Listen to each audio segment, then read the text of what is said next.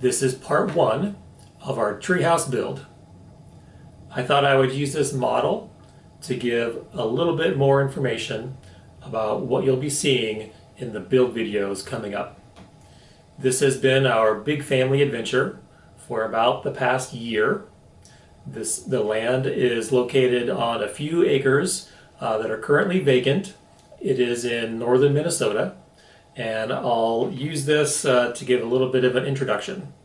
So looking at the location of the treehouse, it is at the edge of a fairly steep ravine. It drops about 60 feet to the bottom, and so this would be the face of the treehouse looking out over the ravine. It would drop down in this direction. Off in this direction, on the property, a few hundred feet away, there is a road. And so we wanted to factor that into the design as well to provide a little bit more shelter from any traffic that might be coming down that road. We were fortunate that on the property there was a band of mature red pine that were right on the edge of the ravine. So it'd be meter along this area here. And we scouted out the trees that were on the property and decided that this was the place that might be the best for our needs. We're not professional builders. We've never done anything like this. We did not hire any contractors. This was all do-it-yourself. Our family and my father and my uncle. And so we wanted to keep it relatively simple. And so for that reason, it made sense to select this location that has 4 trees on the outside, and that would make it easy to install these large beams that would span across 2 trees each, here and here and here and here, and then the joists for the treehouse could go on top. In this case, there was actually a 5th tree, and it was up through the middle, and we decided to leave it. It just seemed like it might give the space a little bit more character as a treehouse. It did mean that the shape was a little odd, but I think at the end it still adds character, and I think hopefully as we get to use the space more, we'll appreciate how that is kind of right nestled into the middle of the area. Okay, so here is the design that we settled on. This is the deck, and we created 2 different versions of the structure itself. I worked on these with my kids, and we just cut this out of cardboard, decided we would look at a few different options, see what looked good. One thing to mention, the design was built around the windows. Rather than designing and then buying the windows, we actually found salvage windows, and so it really depended on keeping the dimensions of the windows based on what we had and designing around them. And in addition, we had to design around the local zoning requirements. The zoning officials in the area are relatively strict, and because of that, we had to limit the size of the indoor portion to about 75 square feet so that we could avoid any need for building permits and inspections. And so that's what we did. It's a relatively small space, but it's enough to just hang out. Our kids can use it and just kind of enjoy being up in the trees. And then it's also a outdoor deck, and there's sort of a transition where part of the space is a covered deck and part of it is not covered.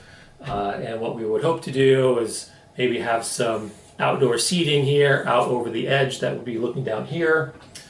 This little guy is about an adult-sized person to scale, so kind of give you an idea of about how big it is. And there's our roof. If there's anything else that you would really like to know about our thought process or what the details are, definitely leave a comment, and let's get into the videos.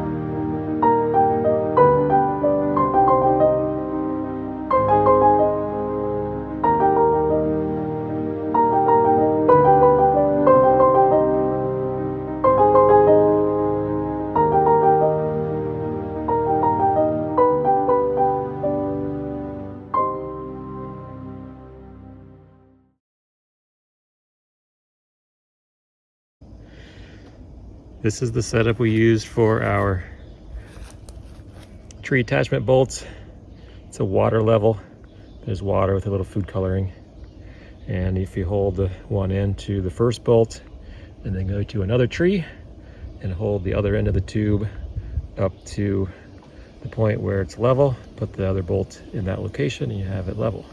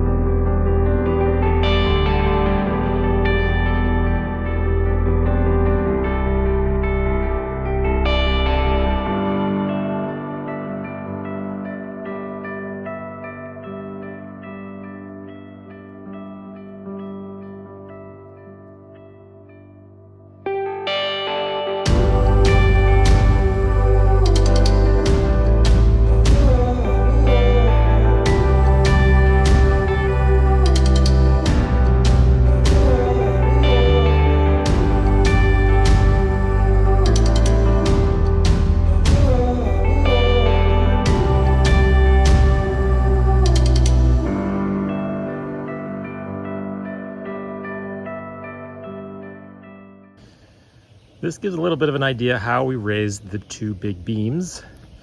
We had two boat winches. This is one of them. They have about 1,000-pound capacity. The beams are about 400 pounds each. Each winch is mounted to just some scrap wood.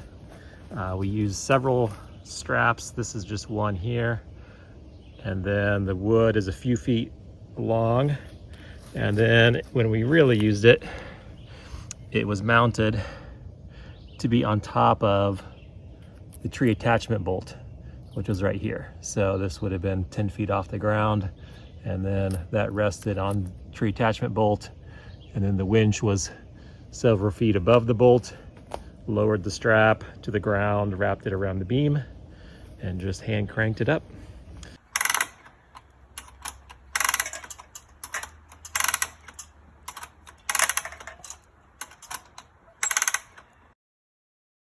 Once the beams were in place, we installed the floor joists. The floor joists were at irregular spacing and angles because of the trees that were in that location. Once the floor joists were in place, we installed subflooring in the area under the treehouse. And at this point, it was important to take new measurements of all the locations of the trees, as these locations were different than the locations at ground level because of slight leans in some of these trees. We also had to take into account the location the tree would be at the height of the roof. Once all of these measurements were marked on the subflooring, we removed the subflooring and transported the sheets back to our home base in Minneapolis, where we created a small temporary platform and then started fabrication of the stick-built wall framing based on the measurements that we had taken at the actual height of the treehouse. We were very fortunate that our next-door neighbors gave us permission to build the treehouse structure in their yard because we did not really have a good spot in our own yard. This also meant that we were able to do most of this prefabrication without taking additional time off of work. My dad was visiting, and he was able to do a lot of the framing while I was working in the afternoon, and then we could work together in the evenings. This also meant that we were able to complete this phase without the extra travel and need to find lodging up where we were building the treehouse. We did not install the sheathing at this point to minimize the amount of weight we would need to lift for each panel to get that up to the height of the treehouse. So once the framing was complete, we disassembled the structure, loaded all of the panels onto 2 separate utility trailers, and hauled them up to the site. The first step to building the treehouse was to reinstall all of the subflooring. We also installed the deck boards next to the treehouse to give a little bit more room to maneuver and to position all the materials. We lifted each of the wall sections up to the treehouse deck, put them into position, fastened them. We did our best to put them in position square and plumb, and tied everything together with a top plate along the top of the walls. We installed the sheathing on the exterior walls. It was the first time we had used the zip system, but it worked really well. We used the sheathing and the flashing tape and liquid flash to seal everything without the extra need to use any house wrap. Given that our access to the height of the treehouse was primarily on ladders, it definitely simplified that part of the process. The roof assembly included exposed Douglas fir rafters. The ceiling was cedar shiplap. On top of the shiplap, we installed 2x4 framing to give additional structure for the overhangs and to provide space for 3 to 4 inches of insulation. Again, we used zip system for roof sheathing. We also had cedar fascia and then a air gap underlayment underneath the cedar shingles.